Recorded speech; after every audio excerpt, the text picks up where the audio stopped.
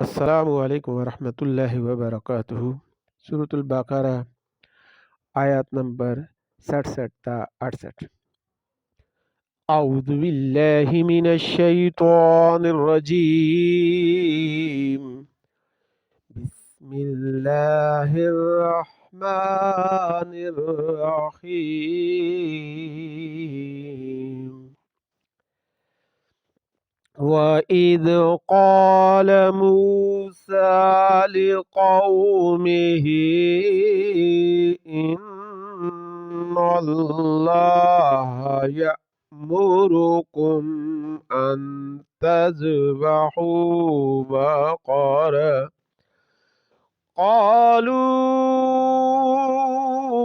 أَتَتَّخِذُنَا هُزُوًا قال أعوذ بالله أن أكون من الجاهلين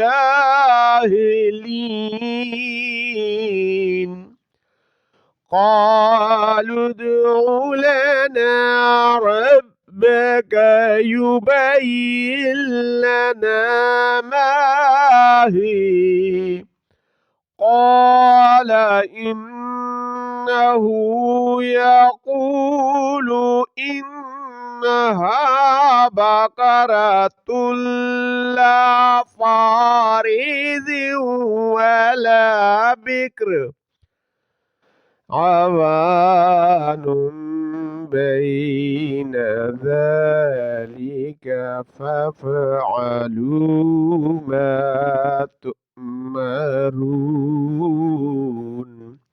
صدق الله